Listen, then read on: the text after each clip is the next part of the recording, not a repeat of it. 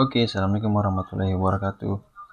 Teman-teman, kita lanjutkan terkait dengan sistem basis data. Nah, kemarin sudah merancang IRD ya. Sekarang kita rubah nih IRD menjadi database, karena kan endingnya nanti kita membuat database yang bisa dikoneksikan dengan program. Oke, coba kita lihat kemarin itu sampai ini ya. Nah, ada 4 entitas: mahasiswa, jurusan, dosen, dan mata kuliah, di mana masing-masing entitas memiliki derajat kardinalitas masing-masing. Contoh, mahasiswa ke dosen itu many to one atau one to many gitu ya.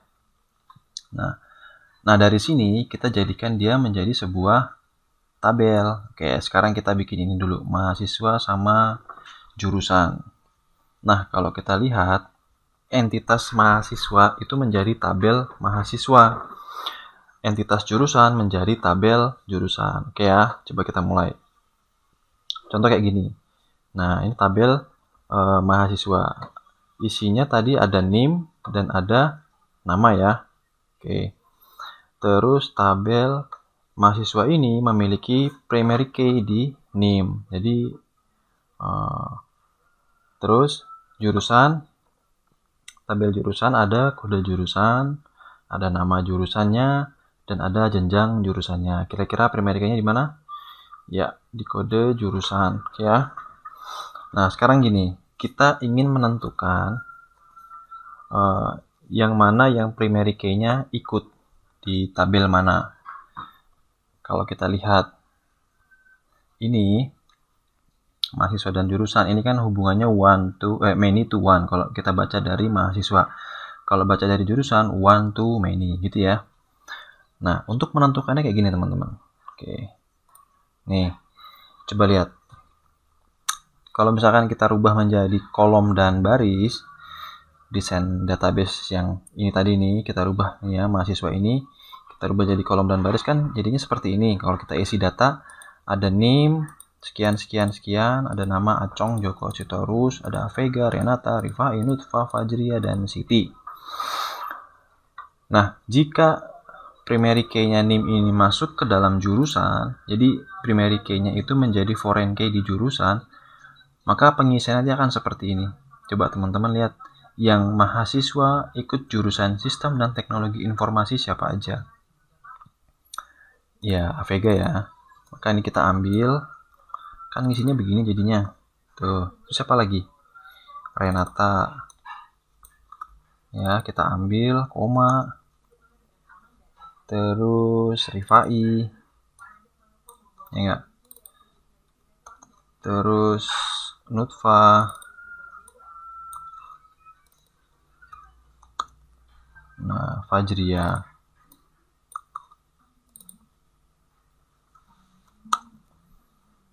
Koma ya. Nah, kan jadi kayak gini nih. Boleh nggak kayak gini? Nah, ini namanya multiple valued attribute. Jadi atributnya terlalu banyak. Dan ini tidak boleh dalam pengisian database. Ya, jadi ini tidak boleh. Ini saya kasih merah, ini tidak boleh kayak gini. Nah, coba kalau misalkan kode jurusannya kita taruh sini. Oke. Karena setiap mahasiswa pasti memiliki satu jurusan. Contoh si Acong. Acong ternyata jurusannya keperawatan D3, Joko keperawatan S1, Sitorus keperawatan D3, Avega 111 gitu kan.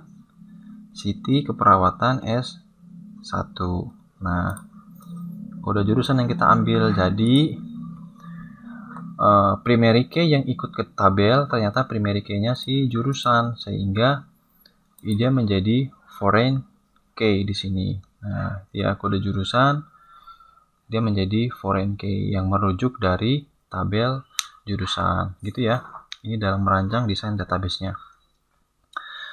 Terus kita lihat lagi.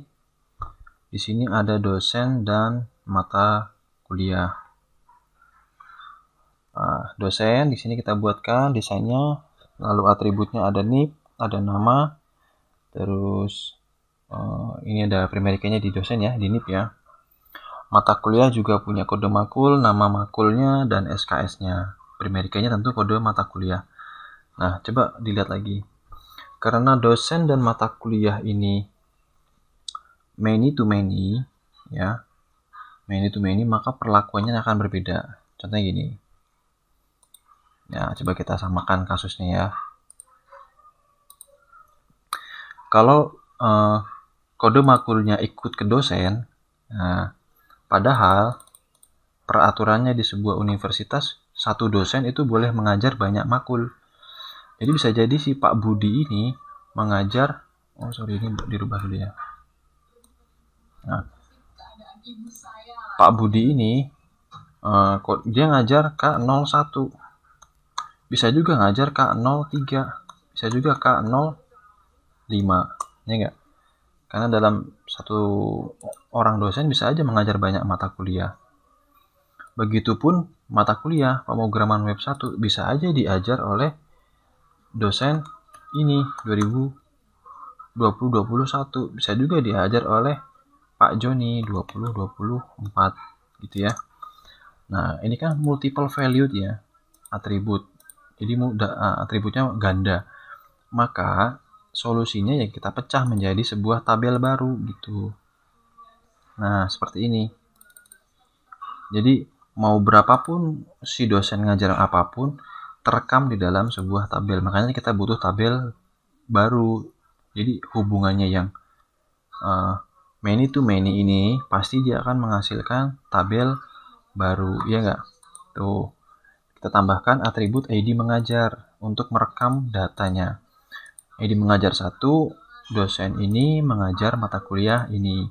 ID mengajar ini, dosen ini mengajar mata kuliah ini, walaupun dia sama ya, 2021 tuh. 2021 dia mengajar 3 mata kuliah. 2024 dia mengajar ini juga pemrograman web. Nah, jadi itulah kenapa kalau yang hubungannya many to many butuh tabel baru. Pasti akan menghasilkan sebuah tabel baru. Kalau kita lihat di sini, maka kita butuh tabel baru, namanya tabel mengajar atau KRS. Nah, yang ditaruh adalah NIP dan kode makul. Mereka adalah foreign key ya. Dari ini dari kode makul dari tabel mata kuliah. Oke. Nah, lanjut. Di sini juga ada ini ya. Mahasiswa. Jadi dua entitas itu bisa lebih banyak dari hubungannya ya. Di sini ada relasinya itu lebih dari satu. Nah, coba kita lihat sini. Kalau sini saya tambahkan dulu ya ID mengajar ya untuk mempermudah. Jadi di sini tambahkan ID mengajar untuk mempermudah dia dalam pengenalan. Nah, sekarang ini dulu. Mahasiswa mengikuti mata kuliah yang diajarkan oleh dosen. Nah, ini kan hubungannya juga many to many. Ini biasanya dinamakan tabel KRS kalau enggak KHS. Jadi, kenapa saya munculkan ID mengajar? Karena ini mempermudah dalam memanggilan di sini. Ya. Jadi, mengajar ini, ini mengikuti ya. NIM dan ID mengajar yang kita taruh. Jadi si NIM-nya ini jadi foreign key, ID mengajar juga jadi foreign key. Untuk mempermudah dalam menyimpan. Jadi contohnya gini. Ini ya. Nah, kan ID mengajar nih. Nah, nanti tabelnya akan mempermudah dalam si mahasiswa, si sistem dalam mencatat mahasiswa yang ikut perkuliahan. Ya, tabel KRS ya berarti. KRS. Nah, di sini kita cukup manggil ID mengajar. Oke, saya ambil sini aja. ID mengajar. Terus kita ambil NIM. Nah, ID mengajar 1 diambil oleh NIM ini. Nah, ID mengajar 1 diambil juga oleh NIM ini gitu ya. Jadi mau sebanyak apapun bisa terekam, tidak menjadi multiple value, tapi menjadi single value atribut. Nah, kita taruh sini. Nah, jadi gitu. Timbullah tabel baru yang dinamakan tabel KRS. Nah, nanti bisa jadi di sini nanti muncul nilai untuk mencatat dia nilainya berapa, gitu ya. Oke. Nilai ya bisa dimasukkan ke dalam database KRS. Pada sisi mahasiswa ini yang ikut mata kuliah K01 yang diampu oleh 2021 dengan ID mengajar 1 ini ternyata nilainya A gitu ya. Nah, jadi kenapa many to many pasti akan menjadi sebuah tabel baru, karena kalau disimpan di sini jadi multiple ya, multiple value. Oke, jadi seperti ini. Nah, name-nya diambil dari mahasiswa jadi foreign key ya di tabel itu. Di tabel ini seharusnya mengikuti ya ini dari tabel mengajar ID-nya. Oke. Terus nah tadi di sini ada entitas tapi punya relasi lebih dari satu gitu ya. Nah, gimana jadinya? Nah, di sini NIP pembimbing ditaruh di tabel mahasiswa ya, karena kalau kita lihat di sini one to many, berarti yang one ini dia akan masuk ke tabel mahasiswa, ya enggak? Masuk ke tabel mahasiswa. NIP pembimbing dan jadi NIP wali. Nah, ini adalah foreign key dari ini ya. Oke, terus selanjutnya ada namanya mata kuliah. Tabel prasyarat. Jadi mata kuliah ini di tabel mata kuliah itu ada mata kuliah yang menjadi syarat untuk mata kuliah selanjutnya diambil boleh atau tidak. Nah, karena hubungannya many to many, maka dia akan menjadi sebuah tabel baru. Ya, jadi tabel prasyarat. Nah, kita masukkanlah kode makul, dan kode makul juga karena tidak boleh sama dalam penamaan field, maka saya kasih nama kode makul P atau prasyarat. Ini semuanya adalah foreign key dari ini ya. Nah, kira-kira seperti ini teman-teman ya, database yang bisa kita buat dari rancangan IRD ya, yang sudah kita buat ini. Nah, teman-teman sudah memiliki IRD sendiri, silahkan dibuat menjadi database, desain database.